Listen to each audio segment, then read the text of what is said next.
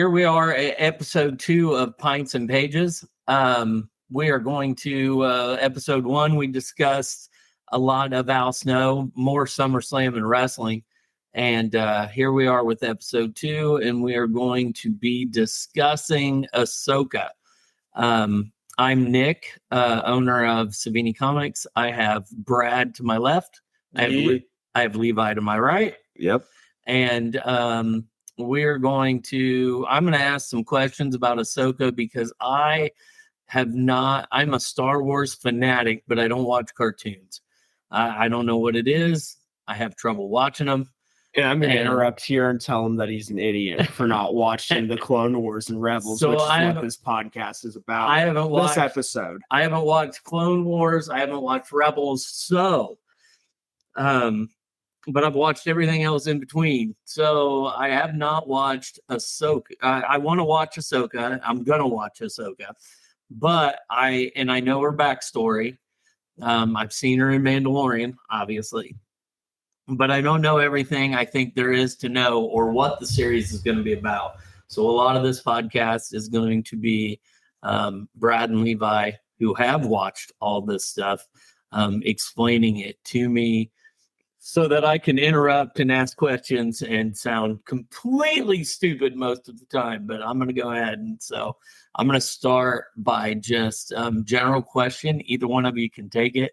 So exactly what is Ahsoka's backstory? And where does it start? Does it start Clone Wars or does it start Rebels? It starts in Clone Wars. It starts in Clone Wars. Okay. And she is Anakin's Padawan.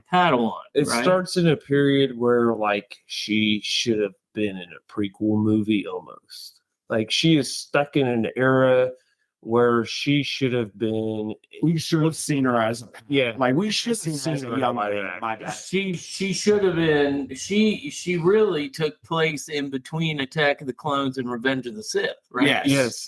And the entirety of both. Okay. The entirety of both is following everything after. Through the Clone Wars TV show, especially towards the end, you see right before Order 66 happens, they essentially give you the reason why Ahsoka isn't there.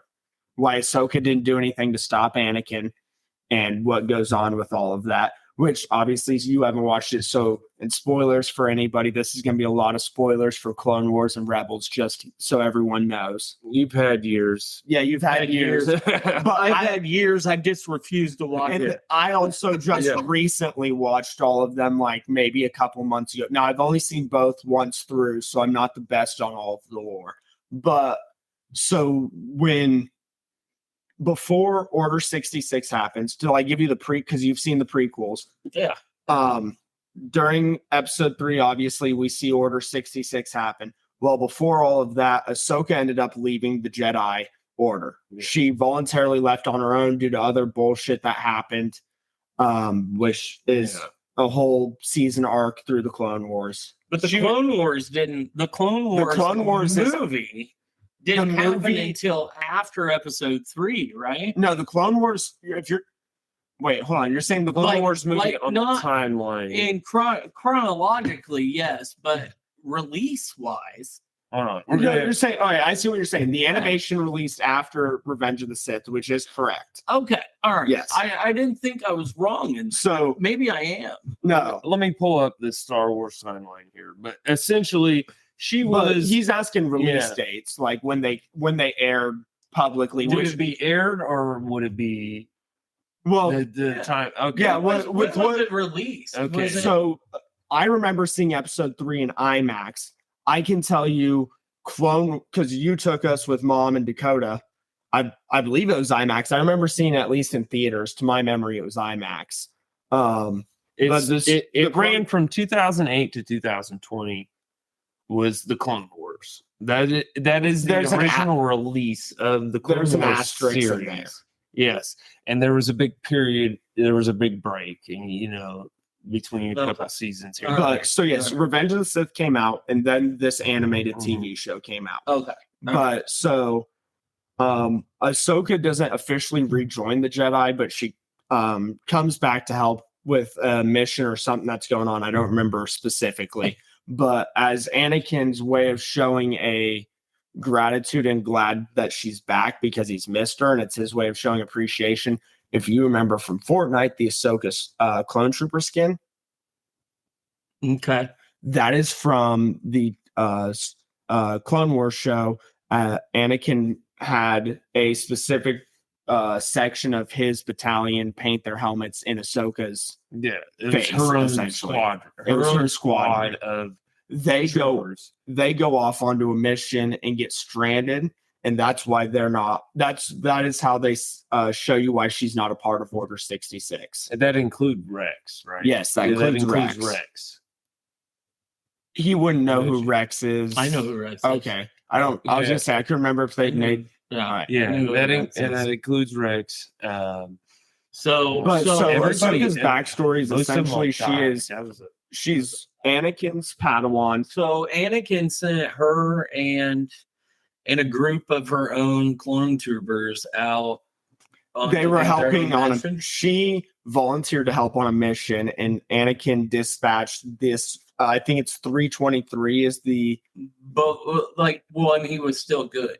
Yes, this is why he's still good. It's literally It was air quotes, by the way. yeah, that was air quotes with Brad around Yeah. good. It is like literally right on the breaking point where he's on the cusp of becoming like he sends her off to help on this mission, and then I believe has a conversation with Palpatine or with somebody else, and then snaps and turns. he technically didn't want trouble to befall her when he sent her away. Yes, But indirectly, with his arrogance and anger, overlooked the fact that his actions affect everyone. So she was kind of caught in the middle. Yeah, that Ahsoka was Anakin's best friend aside from Obi.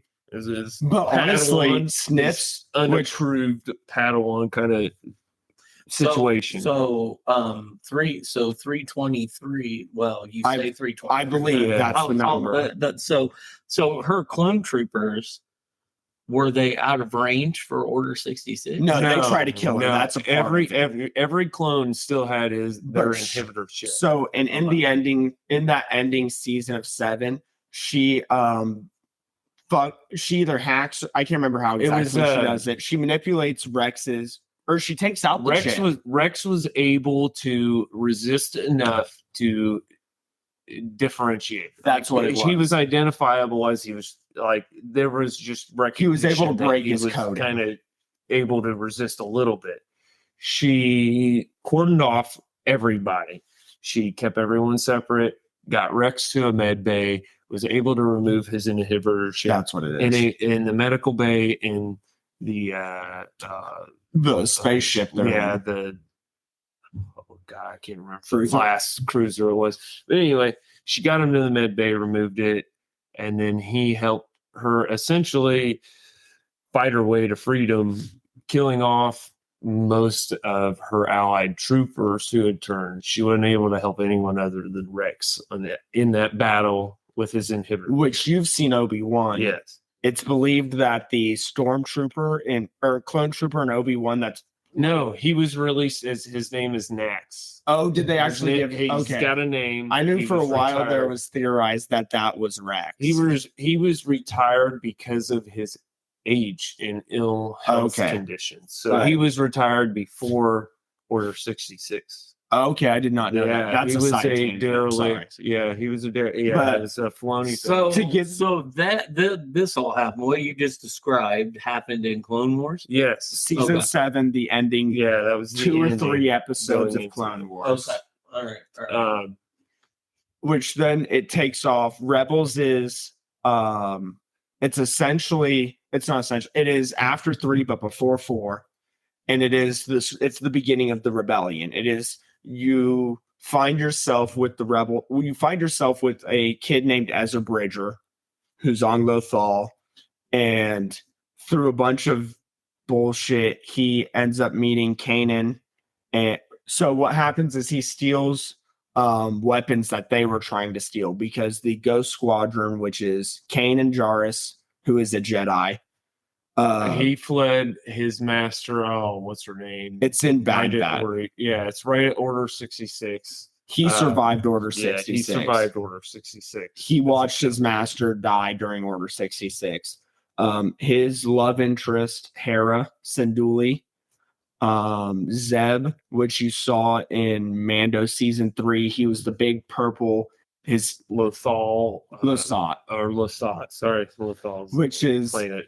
they believe, yeah, that's where Ezra's from. Lots of similar. Lasats are believed to be extinct until later in Rebels. You find out that they just fled outside of the outer rim, like they're in deep space that's never been charted. Sidebar: Lasat is the Ralph McQuarrie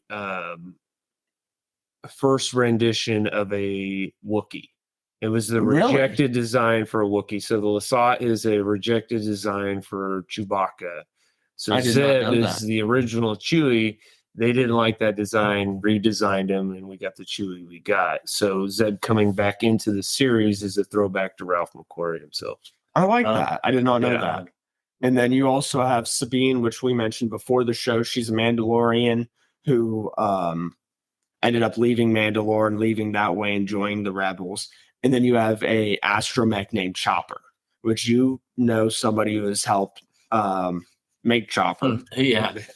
Which that's a whole nother side tangent. Yeah. But Chopper, I like to give how I explained it to Kyla, which is my fiance.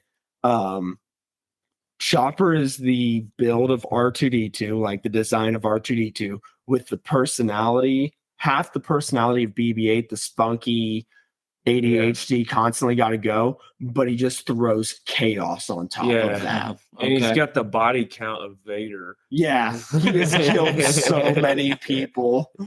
But that is your Rebel squadron. And they all meet up because Ezra intercepts on his town. The Empire was moving a shipment of weapons and ammo, and he intercepts it while the Ghost Squadron, which was everyone I just listed, was also trying to intercept it. So he basically, on his lonesome, stopped them and stopped the Empire. Gets into trouble on his own, and they end up getting him out of trouble from the Empire because he was kind of cornered, and that is his way of getting recruited into the Ghost Squadron. Later, and it's not until the end of season 1 that you find out they're talking to a Rebel spy, a secret person that's working for the Rebels under the code name Fulcrum, who is Ahsoka. And that's how she gets introduced into Rebels, which the Ghost Squadron is one sect of Rebels. And then if you remember from Rogue One, there's Saw Gerrera.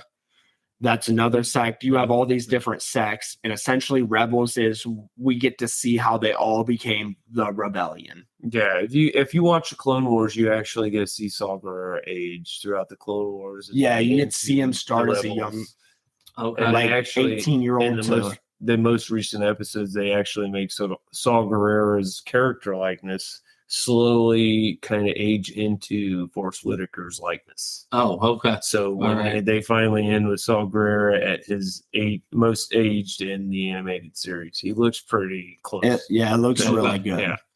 Yeah. Which I know we've thrown a lot at you. Is there any questions you got? Because I know Ren Clan. you guys.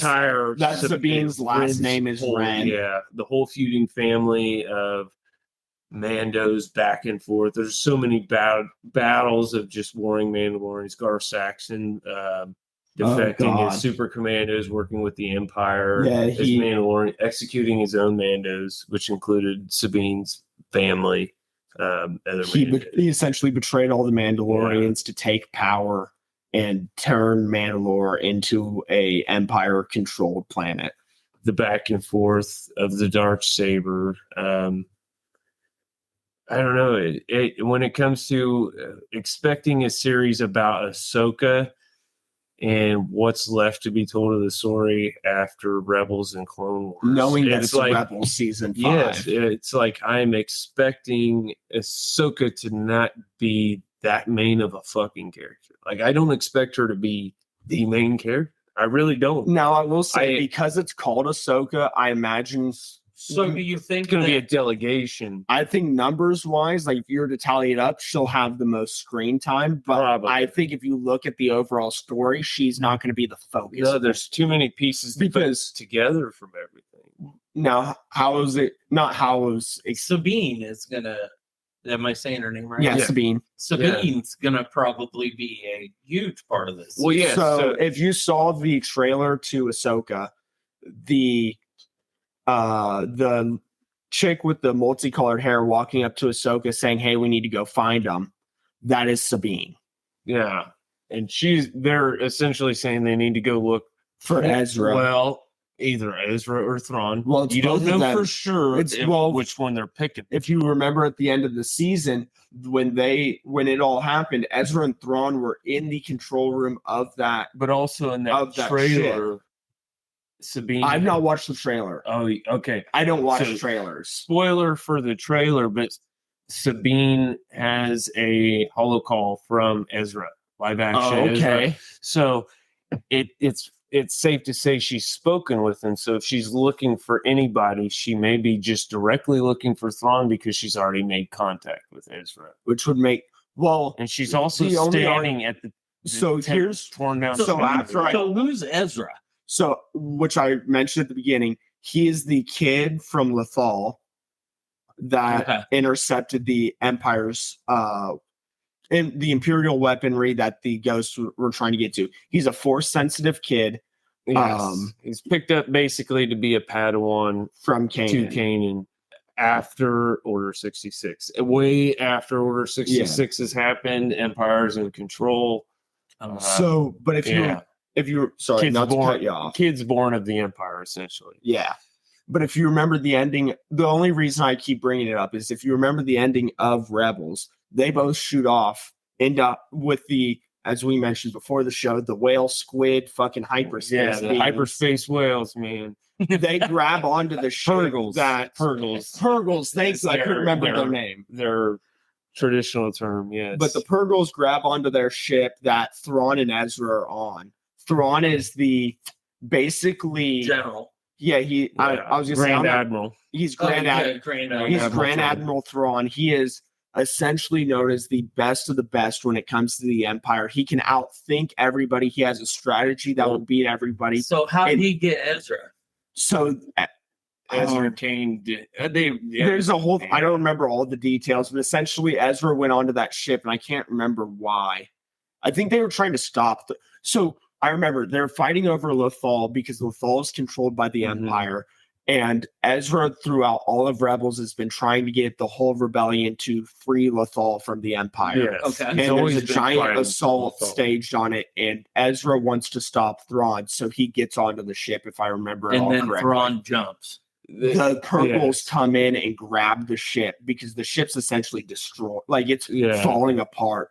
The Purgles grab it and jump into hyperspace with Thrawn and Ezra in there. So Ahsoka is essentially trying to find Thrawn and Ezra. Mind you, like at this point, Sabine has contacted Ezra. So my question goes into, if Thrawn and Ezra jumped into, which now none of us can answer this until the show comes out, but if Thrawn and Ezra jumped into hyperspace, how did they get separated to a point where Ezra can make communication with Sabine, and Thrawn is nowhere in sight? He doesn't have to worry about him. When Thrawn, thinking about it, also remembering the TV show, is a way better combat strategist. He's a full-blown adult. He's stronger. The only thing he doesn't have is the Force. But he has taken Ezra out and other Jedis out before. So how does Ezra separate from Thrawn? What Thrawn has never known or understood about Ezra is his connection to the natural beings of everything. You are correct. He has no knowledge of his connection to the Lothcats, the wolves, which Purgles. He has no idea that the cave spiders, everything, any living creature, Ezra has always made an attempt to befriend, and if he hasn't, Kanan has, and it's shown him how to, because the spiders were Kanan's thing because he was blind. And but that's the thing, is Thrawn has never had a connection to the natural world. He's never made an emotional connection to something, so he doesn't understand it. Because he's Chiss. Their races evolved past an emotional connection. They're strategic. And that's kind of his characteristic. So he isn't able to latch on emotionally. So Like, we love puppy dogs. Ezra loves puppy dogs. Thrawn's that guy that a dog's a dog kind of guy. Like. Okay. Also, something you need to know, which happened in Rebels, which Yeah. I can't believe we forgot to mention.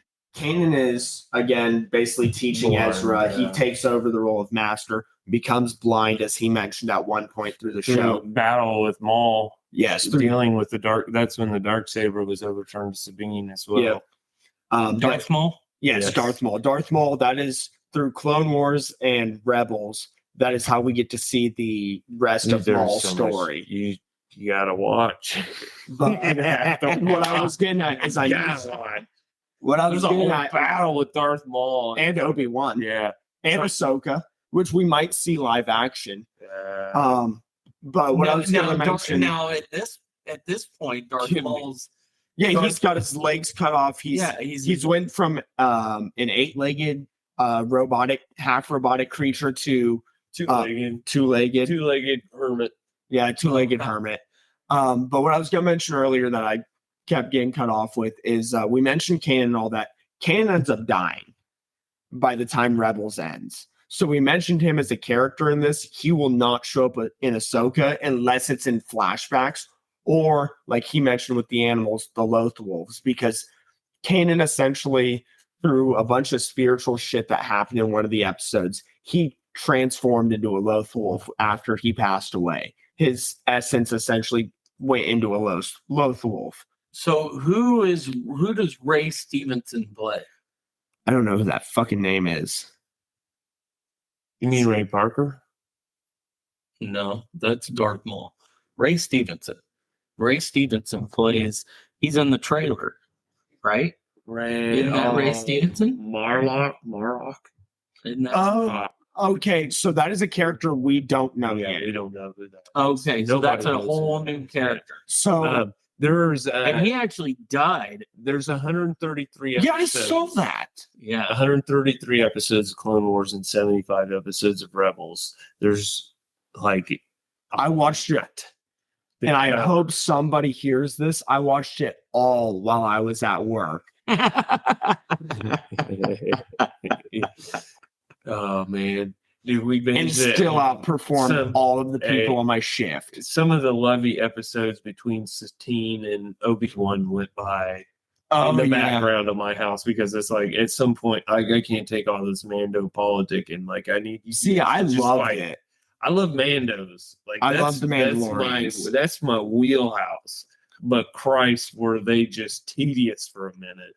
So Ray Stevenson. Yeah. I pulled up the Wikipedia because that's what you do when you're trying to figure something out. He plays Baylan Skoll.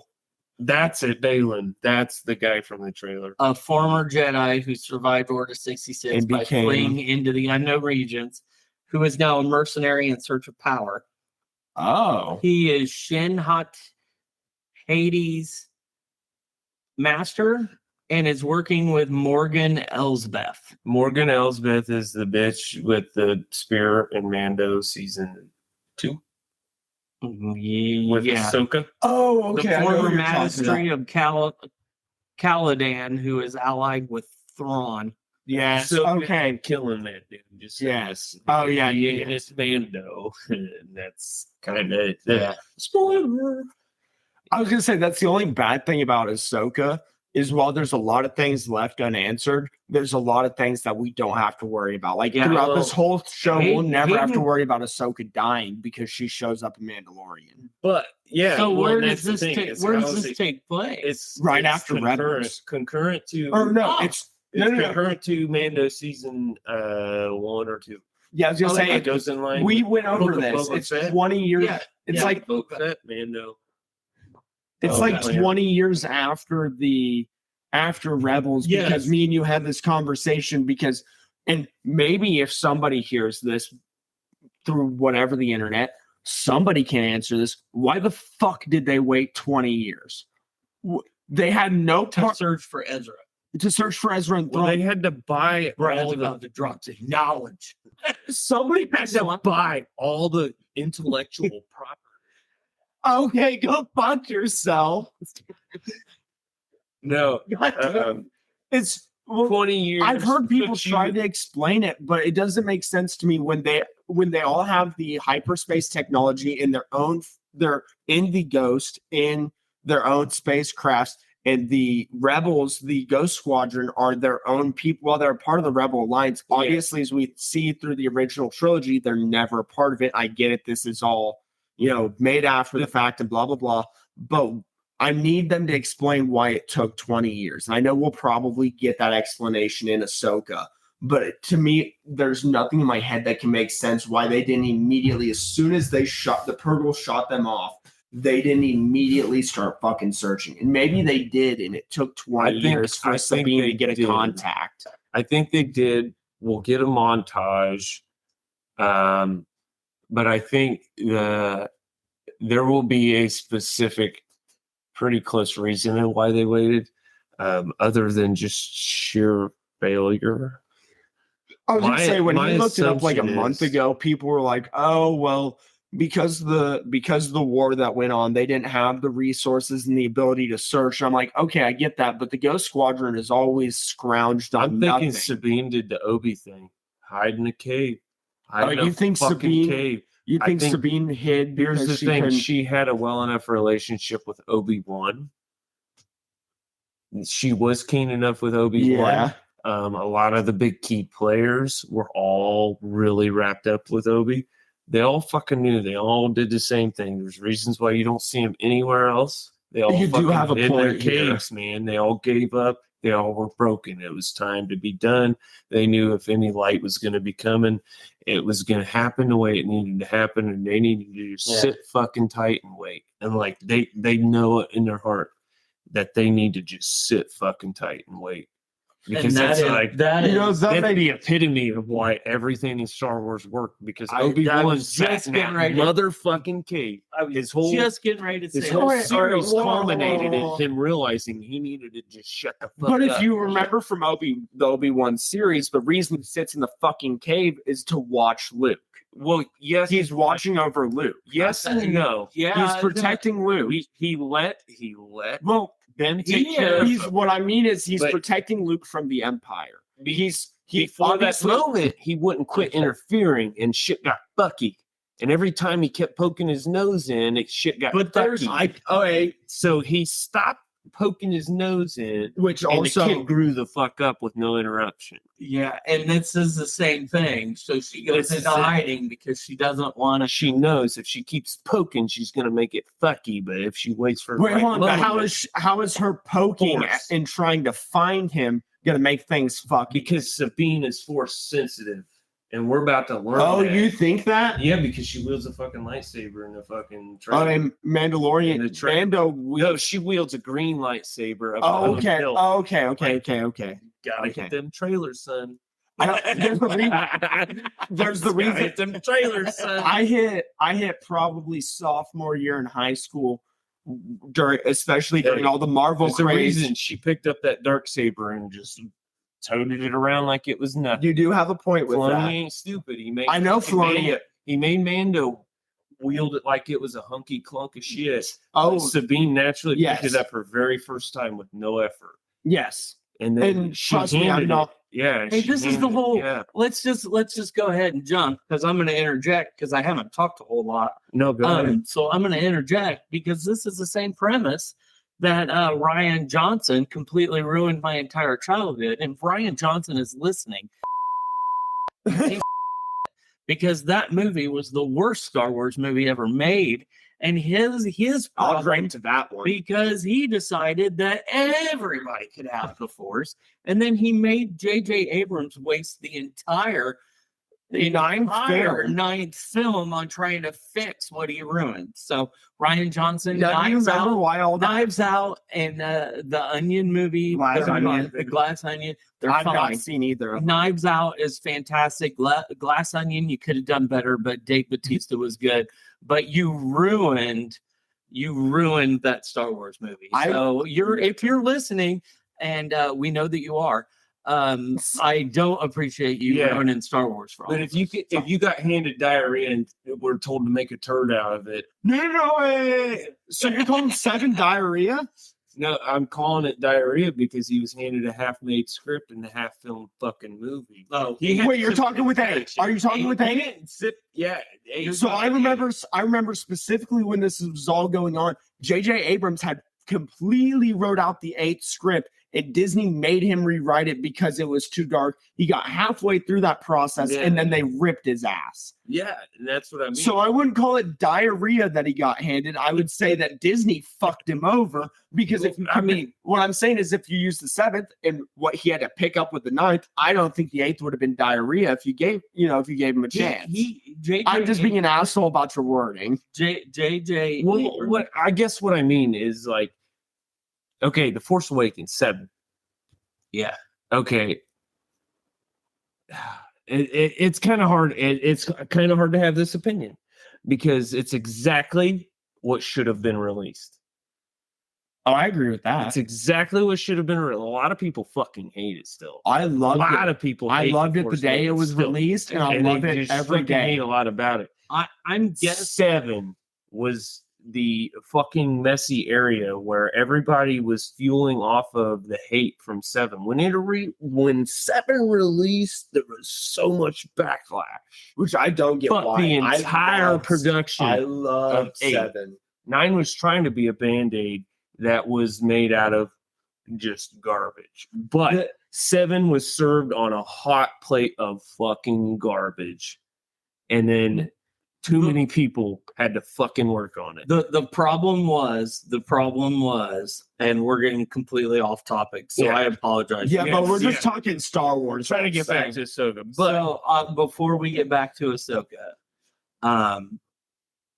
J.J. Abrams had written out 7, 8, and 9, and he had written them exactly like George Lucas wrote 4, 5, and 6. But how? He wrote because George Lucas only wrote one at a time. He wrote. Hold on, I've also heard. He only wrote them one at a time. Well, I've also heard write them all. And Abrams went.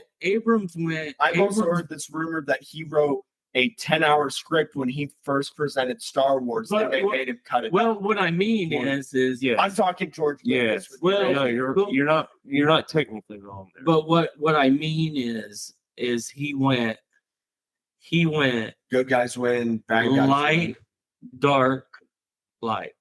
I'm sure that's how it was. That's okay. If that's what you mean, then yes. And after the backlash of 7 being too close to 4, right?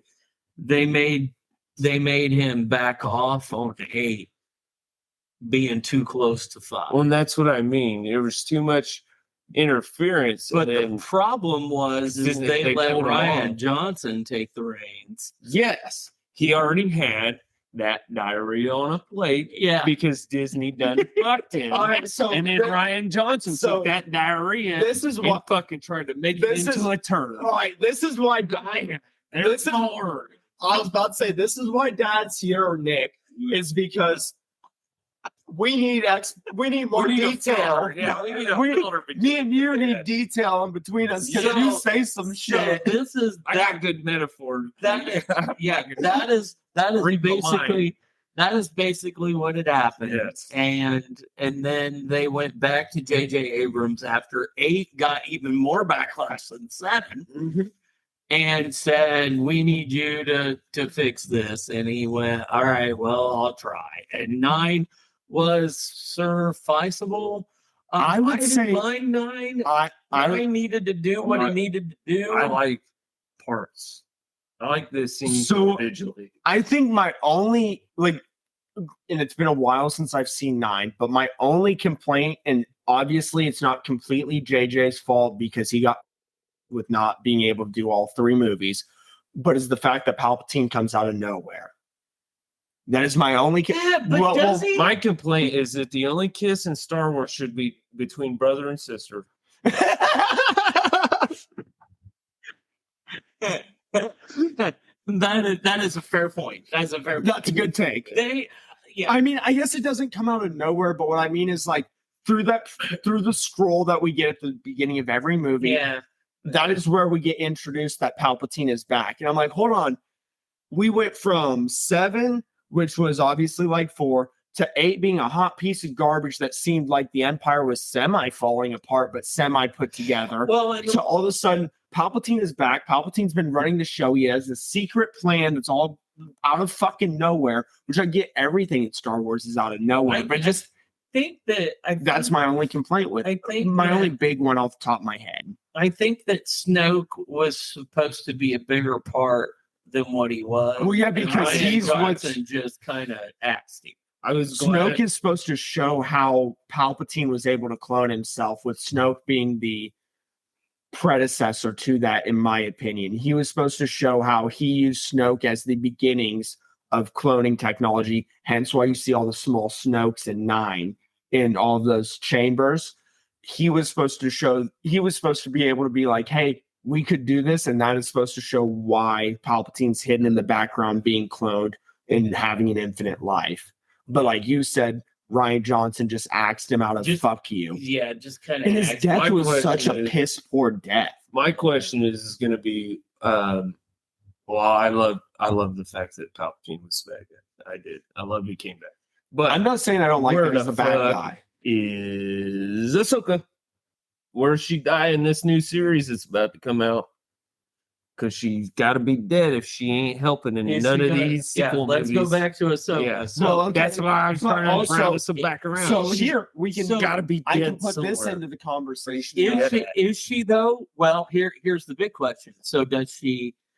Do you think she dies in this one? The only way you could, the only way you could pass her off as livable is if in that last scene when everybody shows up at the end of the fucking galaxy to help kill fucking Palpatine, that she's in one of those ships that you can't describe which one because there's 14 fucking. Well, maybe she's not in 7, 8, and 9. Doesn't mean she dies in Ahsoka.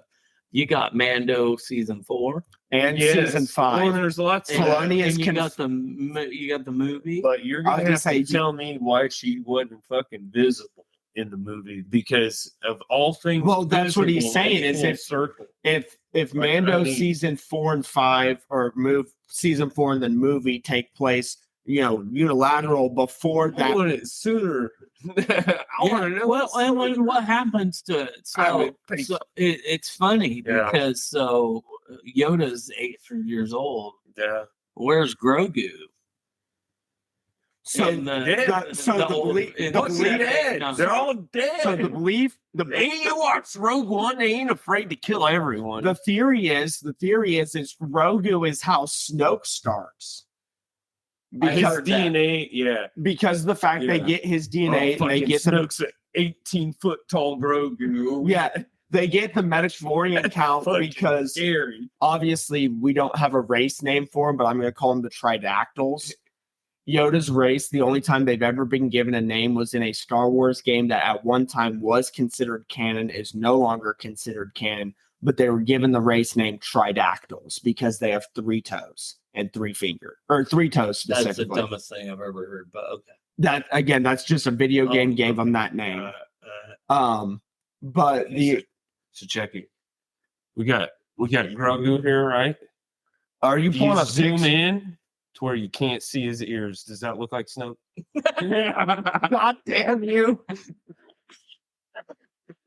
But I'm essentially, my theory is they pull, using his DNA, they pull the midichlorians out of it, and then whatever bullshit, I don't know what 18-foot tall woolly mammoth that's what Moff Gideon was doing with him. That was the whole point of Moff Gideon. He just couldn't get the force sensitive side of it because the whole time Palpatine's pumping Gideon. So here's also a comment I made. So now Thrawn is powerful, but he dies.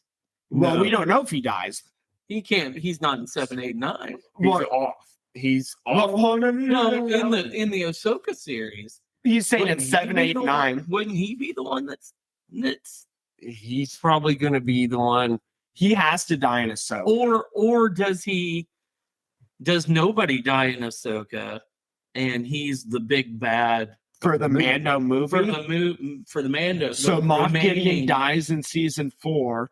And then Thrawn becomes the big bad, or you think just Moff Gideon's working under Thrawn? This might be a Loki Thanos situation where Moff Gideon's. No, the Loki Thanos situation is Cad Bane's going to kill Thrawn.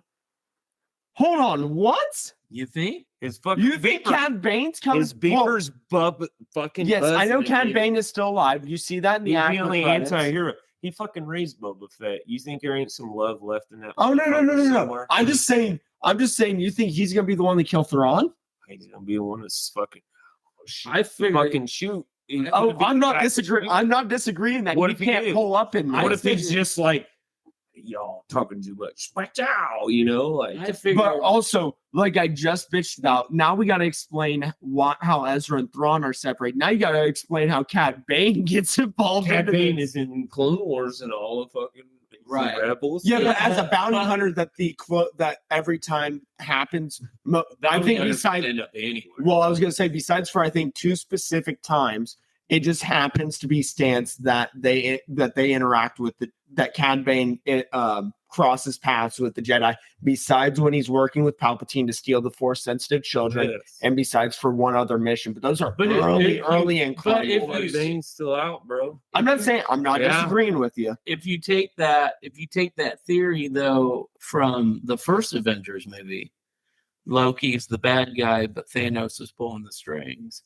So But is then he- why is Loki the one that stands up to him at the very end? right, but Loki's- stands up to him later in the other Avengers movies. So what I'm saying is like So so the Loki trilogy, like the Loki series. And Right. Kane tells him, like, you were always meant to do that. And then that same Loki's the one at the end of time killing Kane. No, that's He won. He beat Thanos. that's technically a different. beat That's Thanos. that's technically a different So- Loki. well, technically. you're but right. but what It's I'm like saying is C1 fucking for- 3-2 some shit. Yeah, But I know, for- you're right. for the purpose of the first Avengers movie, Thanos is pulling Loki's strings. Yes. So what if this whole time Thrawn is pulling Gideon's strings? I don't think it's I mean at one point, yes, but Gideon is a misbehaving child. So He has rendered his He is- superiors. Much like Loki. Yeah.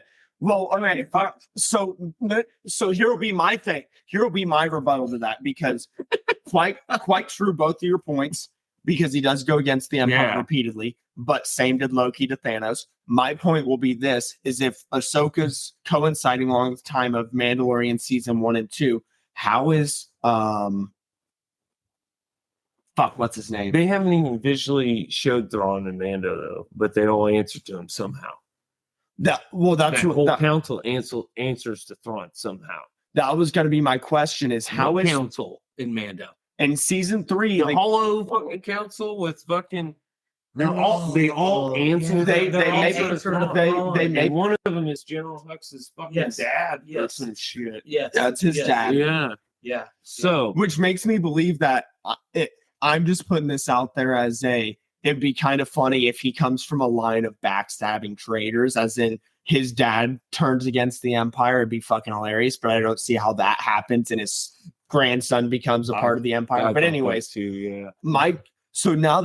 So now actually thinking about it, that you brought that up in season 3 of Mando, now unless Ahsoka takes place before season 3 of Mando and explains this, how is Ezra separated from Thrawn, and how is Thrawn back in control, and how is Ezra still separated and alone? You know what I mean? Unless again this Ahsoka, because I don't know. I think it goes timeline. back. It goes back to the Obi-Wan tactic. Well, no. What I'm Ezra saying, sitting back. Ezra knows to sit back. He knows to sit back with his fucking purgles. He knows to sit back and chill. I think He it knows to always sit back with it's his- always going to go back to the good guys learning to just sit and chill and be patient. Patient is always It's Mr. all- Miyagi. That crap. Yeah, it's Like- all about Star Wars has always been about the guys being wax on, wax off. yeah, It's as Brad always- jumping in the hand motion. yeah, it's always been about the good guy. Star Wars has always been about the good guys showing patience. Patience and Mando, virtue. Mando shows Showing it for a long Mando time. shows patience. Obi-Wan shows patience. Oh god damn, yes he does. I guess I never In the put, first three I never movies, put that as a thought process in my Ezra head. being Qui-Gon is- Jinn Yeah. showed Dude, patience. Qui-Gon is my favorite. He's the coolest mofo there is. Yeah, I mean, they all showed patience. He showed I'm still patience so- while being a Hey. Jedi, but secretly a separatist without telling anybody Hey, before his death. also, the actor that Qui-Gon plays was Darth a Maul, separatist. I don't care. the actor that plays Darth Maul is the only one to kill Liam Neeson. Yeah. Only time Liam Neeson dies in a film. Yeah. Ray Parker. Yeah, they fucking stabbed him. Yeah. Cut him in half, right? No. Yeah, No, cut him in that's the half. other way. Oh, no, yeah, he Right, stabs right. him. Yeah. Yeah, because that's how Maul lives. Because God knows, people can fall down pits. You and can just- be bifurcated yeah. and live, but you can't just get a quick jab from a saber. Whatever. And be one of the best Jedi. I'm not bitter or nothing. Hey, he is the best Jedi because while Yeah. he was dead, he taught himself how to become a Force ghost. Finish Sean, blaster hole right through her gut, gets robotic guts. She's fine. Why couldn't Qui-Gon fucking live? Because Qui-Gon gave up so that way Obi-Wan could take over. If he's too much, He was the first Force ghost. Well, Of no, our knowledge. no, that's No, not right. that's also a Legends thing, but yeah. I was gonna say if he's too much robot, he won't have the Force. Yeah. But that ain't right. 'Cause No. Darth Vader has the Force, and he's mostly robot. Yeah, he's all. So, robotic. If you look at if his you want- X-ray, I have seen it. So if you want my personal thought process, I know we're getting off on another By the way, tangent. the new Darth Vader, there's a new Darth Vader Black Series. No, it's vintage 3 3/4 figure helmet off. Ooh. Yeah. It's coming soon. Get it at Savini Comics. Yeah, get it. Yeah, at get it. Savini Savini Comics here in Yeah. Logansport, Indiana, on the second story of Bonus Pints. Yeah. Yep. Absolutely. And I know we're getting off on another tangent, but my theory with that is it's all a part when it comes to Qui-Gon dying, even though Fennec Shand survives and blah blah blah blah blah. It's all a part of the prophecy with Anakin and the Chosen One and all of that shit. So the only way that there's a big theory that if Qui-Gon would have lived, Anakin would have never become Vader because Qui-Gon did not fully follow the Force and the Jedi way. Or he followed the Force, but he did not fully follow the Jedi way, and he was very known to break the rules. And he would have bent and broke the rules because he wanted to show that was the rule he broke specifically, is he gave emotion and he cared about things, which is something the Jedi are not allowed to do. And if that is the only thing that Anakin needed was emotion and caring and the ability to grieve through the loss of his mother and the abandonment of his mother and then the loss of his mother. If those two things would have if he would have gotten that grief and that emotion through, he'd have never become Darth Vader. So Qui-Gon has to die in order for Darth Vader to become a thing, in order for Luke to stop him and bring peace, obviously with the new trilogy that breaks that, but bring peace, the balance to the Force. I wish I could just hit the drop for the Dual Fates right now. The best battle soundtrack ever is the Duel of the Fates, which that is why it's also called the Duel of the Fates. Because it's the duel of Anakin's fate. If Qui-Gon wins, he does not become Darth Vader. If Qui-Gon loses, he becomes Darth Vader. It's the duel of fate. He wouldn't have been the chosen one if Qui-Gon won. Yeah. Essentially, there would have never been balance. The prophecy would have broke right then. Technically. And the Force would have been lost. To the dark side. Because also Darth Sidious and Darth Plagueis are the one that create Anakin, because he is also technically, if you want to take it into a religious term, he is the Jesus Christ of Star Wars because of Darth Plagueis and Darth Sidious. Now, doesn't technically so was Rey, but she was forced within. Yeah. Now, isn't technically Palpatine's son was the same way too. He was not. They were not conceived naturally. Palpatine's son wasn't conceived naturally either. Wait, hold on. Now, I have to make this clarification. Are you talking Legends now? Are you talking the books? Because that's not technically canon anymore. Because I don't know anything about. Because Rey's got to have a dad.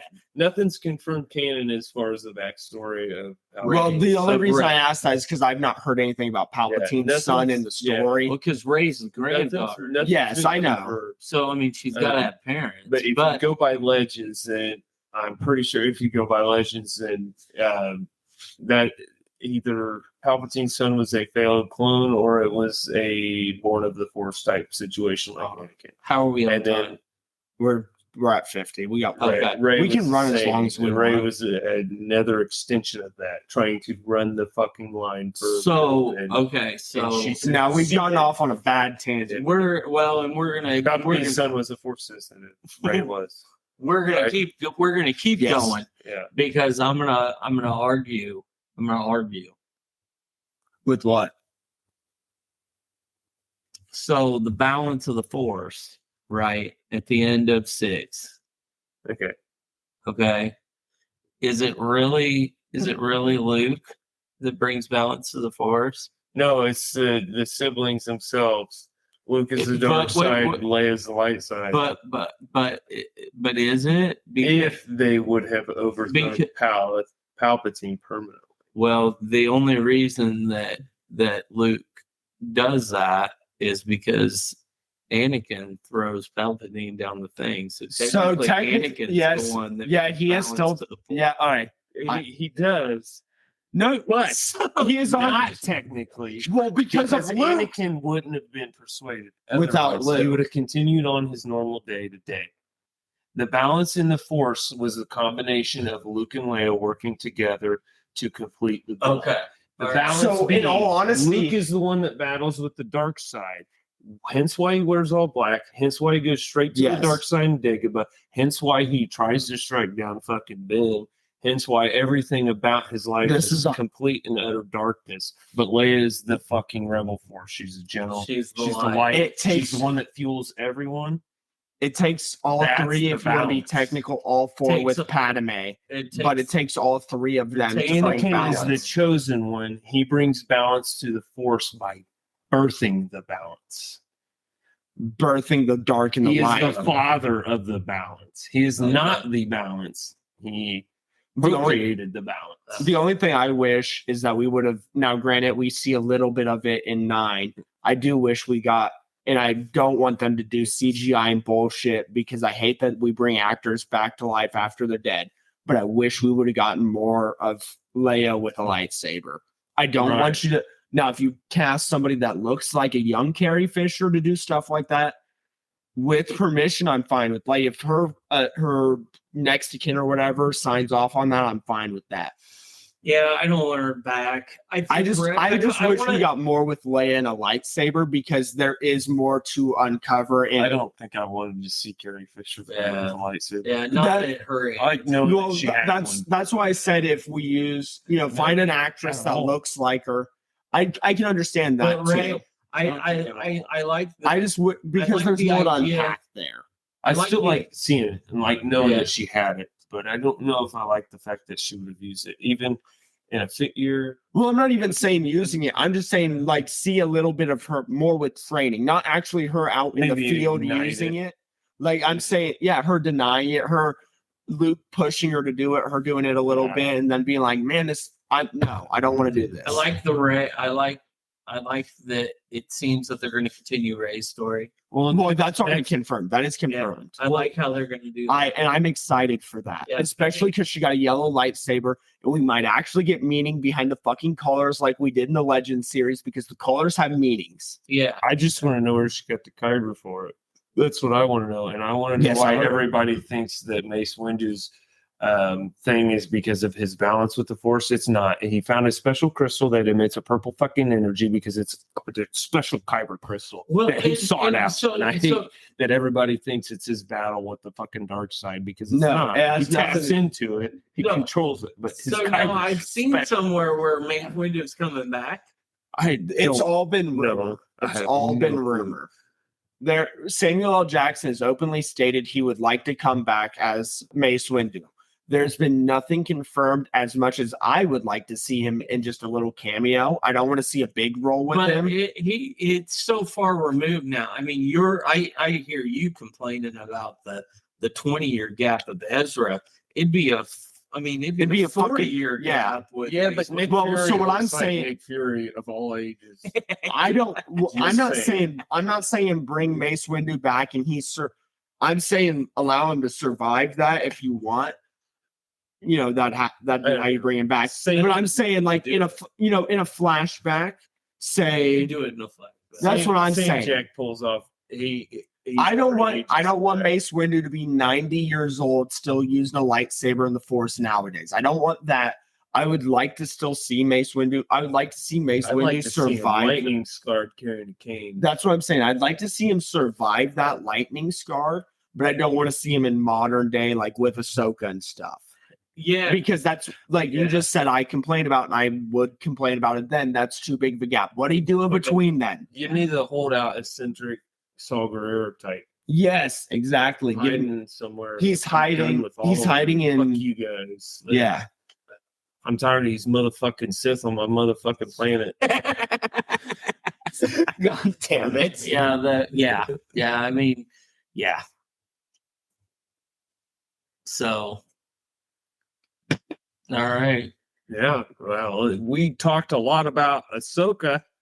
No, we really didn't. We talked a lot about Star Wars and you guys caught me up. I mean, we caught you up a little bit. There should have been more we went into. Quick rundown of the Darksaber. Fuck, where to start? So Sabine gets it from Darth Maul in some weird ass fucking failed battle that it wasn't technically her winning in a battle. She takes it, goes back to Mandalore, gives it to Bo-Katan. Bo-Katan receives it improperly, knowingly, and tries to rule Mandalore with it. It was a way to morale and rule Mandalore. It's a fallacy in her eyes. So the Darksaber continually gets passed on improperly because of this. It just because it never got handed off properly. Infatuation with it. It was never nobody ever did in combat. So then you get to Mandalorian and it gets passed around a little bit more, but sometimes there's some combat involved and they think that it's owed to Bo-Katan again, but it never was because the original Mando never got it in combat. Moff Gideon never got it in combat. Nobody ever got it in combat from Sabine originally in Rebels. So it's always been Sabine's to rule. Sabine's always been the Mandalore currently.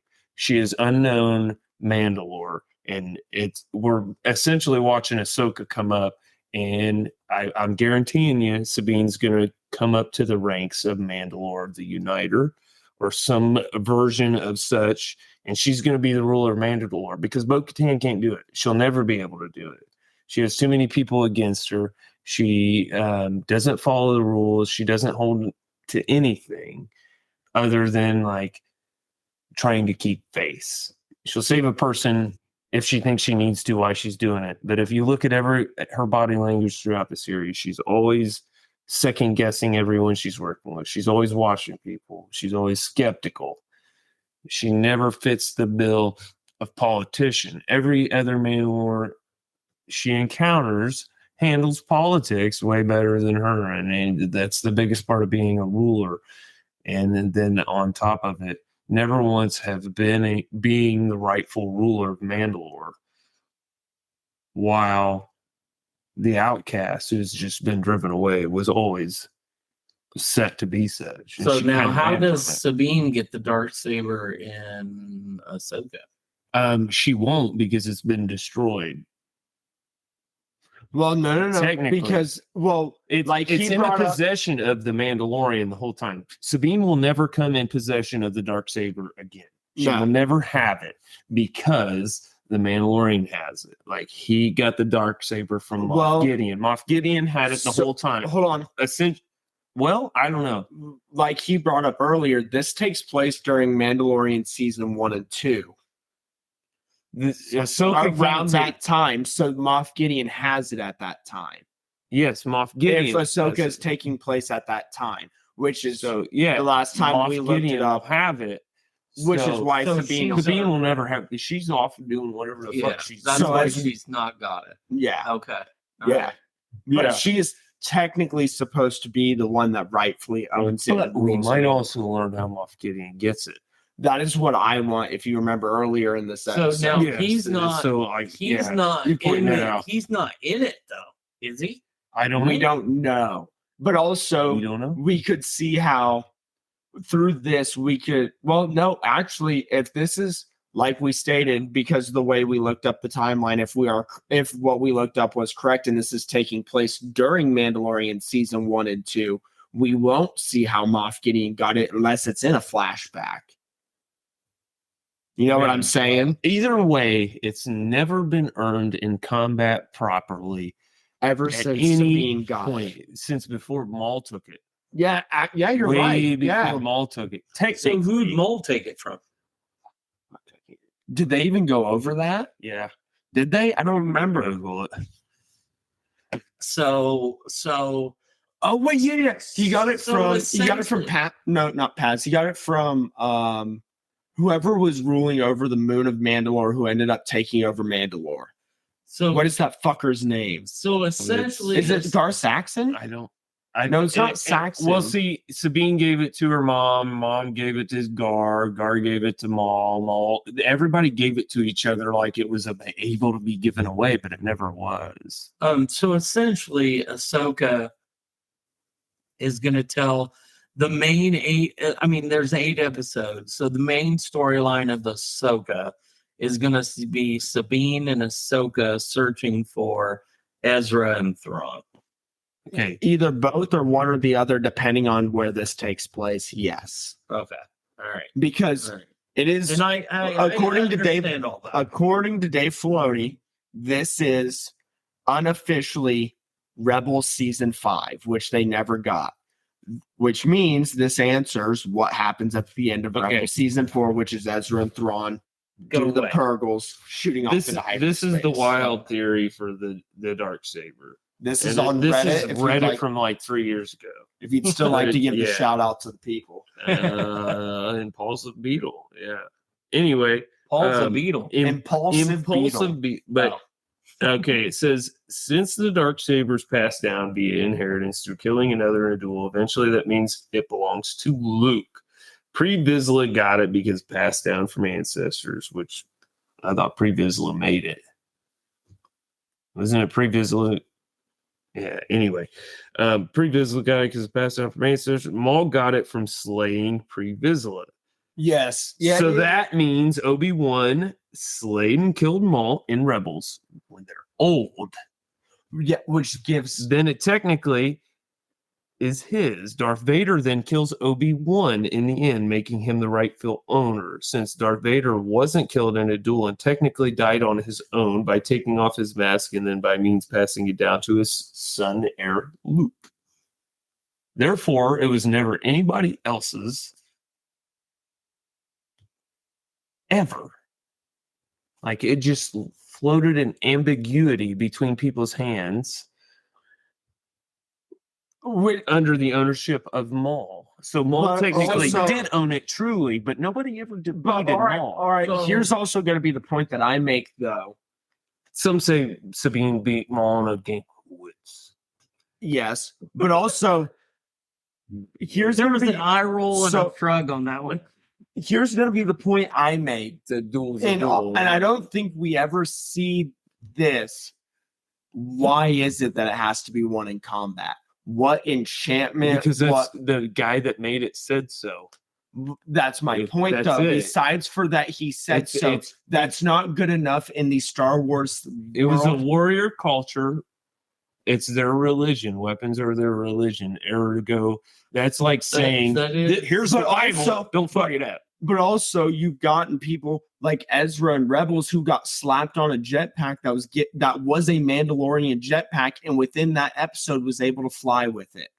So by Technically. that same knowledge, that is Mandalorian because it shoots rockets and it has weaponry. That is Mandalorian weaponry through their religion. Therefore, he You should gotta not follow be. the way at the same time. The whole. Oh, that's but not how it you're works. telling me You gotta be- Ezra's following the way while have to he's bathe- stumbling his You have way to through bathe in this? the living waters. He never bathed in the living waters. Fucking most of them did. Exactly. No. That's the only thing that doesn't make sense to me, and I don't know if they explained it and I missed it. But besides for the fact that the creator that made it said so, and their religion is through weapons, why is it the fact that everybody is so fucking clumsy with this son of a bitch when there's nothing special about it? There's no nothing besides the guy who created it went, this has to be won through combat. That's it. That's the whole point. My question is how does some guy saying that? So why can't Luke go, this ship has to be won through combat, and anyone else who flies it clunkily now? Does that now make it a thing? Because it's a part of his belief, and he fully believes that. That's the whole clunky part of it wasn't so much as stipulation of using it. It was more so the force that it exude. It was a kyber crystal. Okay. Extending pure energy. Okay. The original way George Lucas wrote it was not everybody could use a fucking lightsaber. Yes. So as soon as you use it, and that's the way we see Mando use it, and that's the way every fucking normal person, that's the way Finn should have used it. That's the way anybody that ever picks up a lightsaber and turns it on it should go fucking down like that, because it's an unwieldy force, full fucking focus of the force. A kyber crystal is nothing. And I think, if you want my personal opinion, so many movies have been just wrecked. I think that's what I was getting at. Is I think we're at a point now where they're trying to fix it, but I think there's going to be so many plot holes. Luke's combat. Their combat in the original trilogy, the choreographed lightsaber combat was made in a very slow motion way, because you were told what you're holding is a fucking, you're not just slinging something light around playing with what you got. They picked specific props with specific weights, so they couldn't just fucking fling around like willy-nilly. They had to respect what they're holding. So I am on Wikipedia, which is New Rockstar's thing. Is that their thing? It's so generally Star Wars. So I know. Yeah. I was gonna say I know Eric Voss and New Rockstars with one of their other co-hosts does Wikipedia with all of the shout out New Rockstars. The Darksaber was an ancient and unique black-bladed lightsaber created by Tar Vizsla.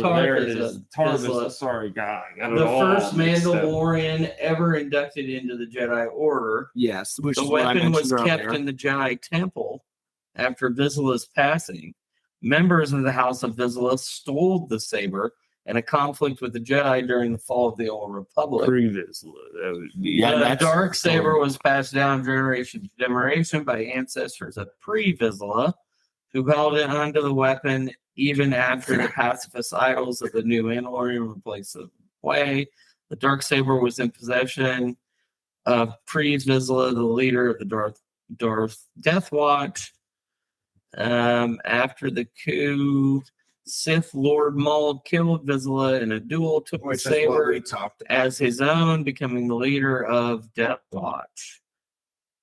However, Maul's old master, Darth Sidious, soon arrived on Mandalore to confront his former apprentice. Maul used the Darksaber to fight him, but was ultimately bested in combat, taken prisoner, and held, blah, blah, blah.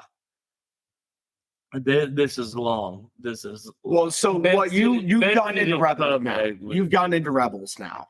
So yeah. You answered what we were asking. Wait about the battle between Ahsoka and Vader on the world between worlds. Oh, so what that is something to do about that one. So, if you watched Obi-Wan, correct? Yeah. So that's something you did not get to understand about Obi-Wan with the connection with Rebels. Do you remember how Obi-Wan slashed one side of Vader's mask, breaking it open? Yeah. And Ahsoka slashed the other side and broke it during Rebels. They fought what he said in the world between worlds. In the world between worlds, they ended up fighting and facing each other. So that way, because she was stopping Vader from getting to Ezra. The world between worlds looks like this. And they ended up fighting. And then they go through one of these portals, and she fucking fights Vader in a Sith fucking temple where they're trying to get a holocron for Ezra, and fucking dude, it's a big mess, but it's on Rebels. Yes, it's on Rebels. But that was one of the things that you did. Not that you did season 4. Ezra goes to the world between worlds. looks 3 or into a 4. portal. I think it might be There's 4. Ahsoka. He pulls Ahsoka out of Yes. her timeline, wherever the fuck she's at. So Drags her into another battle where she almost fucking dies. Gets her out of that, and then she goes back to her normal shit, like it nothing.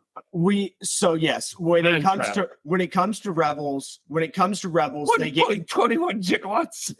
when it comes to Rebels, they get into a little bit of the multiverse. No. No. Just not actually. They don't go multiverse with it, but like he stated, so at one point Ezra goes into a Jedi temple, goes into the world between worlds, which is essentially, if you want to equivalent it to Loki, it's where Kang is sitting in It's the Force. It's where the Force exists. Yes. So it's almost Yeah. like the Speed Force for Flash. Yes. Yeah. Yes. That's a good one. Yeah. All right.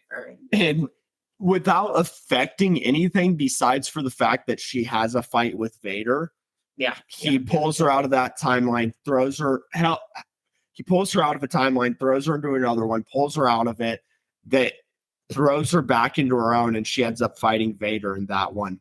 And that is a part of the main timeline. Okay. I will put it just that way. And that is weird. it's retarded and weird, but that is the only time it happens. So it's not really a multiversal thing. I just put it that way. Right. I get what you're saying. I will tell you, watching that episode, it was weird as fuck, especially because I was trying to watch it at work. So, trying to work, and I'm all of a sudden, woo, Ahsoka gets pulled out of nowhere, and I had to run over to my phone, hit pause, finish what I was doing, run back, rewind a bunch, and be like, what the fuck happened? Yeah, that's weird. I'm not sure I like that, but I'm sure it must have played something. It played its way through, and I apologize to anybody that's watching this that knows better about it than I do. I've only watched the series once, and I do have a bad memory, so I apologize for that. But that is definitely different. And I guarantee you, me and Brad are not explaining it the best. I will stay with that. No, we ain't, as he says. No, it's hard to keep track of so many episodes. Like 133 of Clone Wars, 75 of Rebels in a movie, and I watched all that equals out to 208 episodes. I watched all 208 episodes in a month and a half at work, or 2 months at work, something like that. My rundown of Ahsoka as a person is she was a Padawan trained she was a Padawan who was a lot like Anakin at the beginning, or a lot like Anakin throughout all of it. She was very hard-headed, very egotistical, very bratty, very about herself, only think about herself when it comes to any of the consequences. But became self-aware. Through Anakin, even though Anakin never became self-aware himself. He became, or she through watching Anakin and through the help of Obi-Wan and the other masters, she gets farther than Anakin and essentially betters Anakin. But she starts out as his Padawan and essentially as a miniature version of him. And she's also the only Force-sensitive being to refute the Jedi's ways because she sees it as oppression. Yeah. That's why she leaves it. She sees the dark side as oppression. She sees so many things as completely like opposite to what their values are. And then she takes things. She sees does what she wants. She sees all the flaws in the Jedi ways and decided to leave it because of that. She's the captain, but also acknowledges all the adventure. Yes. Yeah. Okay. All right. No, that helps. That helps a lot. I think Rosario is going to do a great fucking job. I think it's going to be I just hope they fix her headset. Her headpiece. I thought it was great.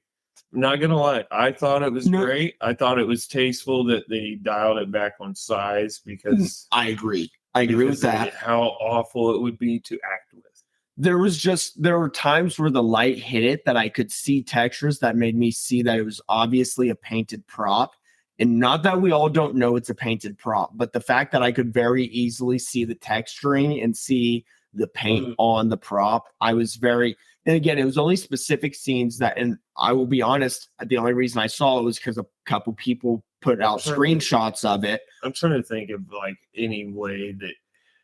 But also, That's that's an easy way to do. that's what I was going to The say. only way to do that Would be CGI, and I don't want that. the CGI would look too bad because it's too close to her face. Yeah, that's the only thing is I wish that they could. It really would. Yeah. I guess I'll restate my things. I wish that they could find a way to fix that, but I don't think. Thingy bit to it too that you can't recreate.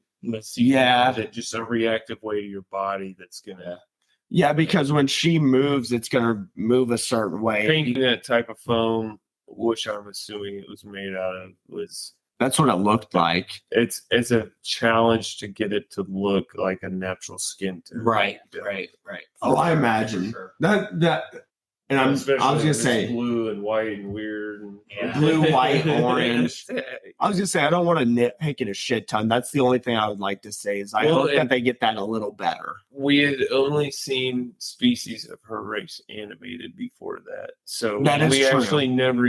What texture they came up with in live action is now the actual texture.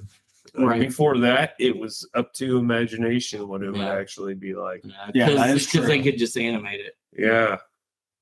No, I'm For glad sure. to stay close to the practical effects of things. Right. Yeah, it makes much more sense the way they did it. My hair is really light, really easy to wear. Oh, the headset, Yes, really light, really headpiece. I guess I should not call bad. it. I mean, it's got to be because she does all that action stuff. That is true. I would think. So And I believe it's universal. It's not like just her. Like anyone okay. could wear it. Well, yeah, I imagine because their Yeah. stunt double probably has to wear it. Yeah, probably. Unless she Tom Cruised it and didn't do a stunt double. Right. I don't know many people that Tom Cruise it besides Tom Cruise. So it's like Amanda's got 3 with a 4th uncredited, I think. Yeah. No, Yeah. not 4th Which- uncredited. He's credited. It's what's his name from the episode with Elizabeth. Yeah, Fucking yeah. lady. Which that's the only thing I'm worried about with season 4, and I don't know that much about it, is Pedro Pascal suffered a back injury at one point. It'll be fine. Well, a lot of people were worried with season 4 that they were going to end up making it all just the stunt doubles under the mask. I'm all right with that. Are you kidding me? Oh, I don't care either way if you Pedro's take. daddy, man. I'm telling you. I don't. Pedro's daddy. As a big Mando guy, as a big Mando guy, I don't want him to ever take the helmet Most off. prolific Batman of all time was a voice. Yeah, Most prolific Yeah. Joker of all time was a voice. Yeah. Kevin Conroy and Mark Hamill Fucking A.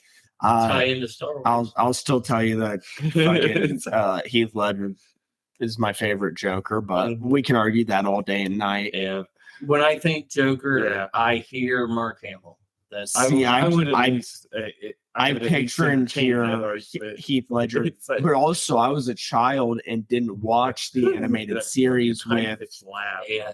I didn't watch the animated series with Mark Hamill. I only watched The Dark Knight, and that was the only influence I had on Joker. I still remember the first time we watched that, and you and Mom made me and Dakota turn our heads every time Joker cut somebody's face. Yeah, Joe DiMaggio did a very good Joker too. Yeah. That's Yeah. not That could be a whole nother episode. Jokers. Just Jokers. Jokers. Or bad just like we were talking earlier, Bad villains, villains. like DC villains, Batman villains. Yeah, for sure. I would have to do research because I know only Yeah. Heath Ledger. Maybe we'll look forward to some feedback from people and see what anyone would suggest that we cover. Talk about. Do we think we're done with episode 2? You think we killed Ahsoka? I would say I think we're about to see Ahsoka get killed in a couple weeks. Yeah, I don't know. I'd say Reason she ain't around. I'd say we're good to wrap it up. Yeah, I think so. I think There's not much more we can add on it until we see what Good happens. Until we second see episode. what happens. Good second Yeah, I think it was solid. So We were all over the place, but it was fantastic. it was. That's Bad what fun. podcasting's about, right? Being all Right, over the just- place. Spit and ball. Yeah. So, all right. Well, this is the wrap up to episode 2. This is Pints and Pages. I'm Nick, I'm Brad. I'm Levi. and we're gonna say goodbye until episode 3.